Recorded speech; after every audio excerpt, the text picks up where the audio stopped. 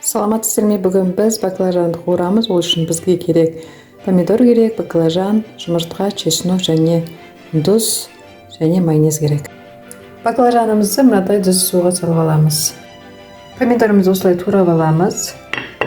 Майонез бен чеснокты осылай араластырамыз. Қосып кептіріп аламыз.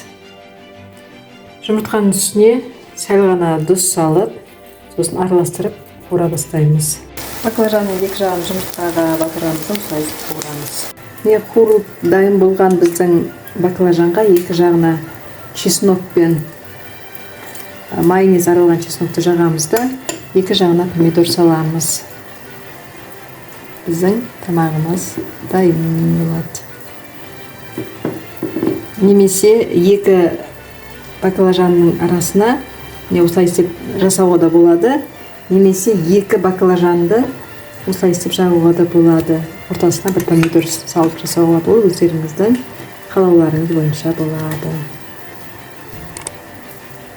Менің каналыма тіркеліп, лайк басып, комментарий жазып кетіңіздер.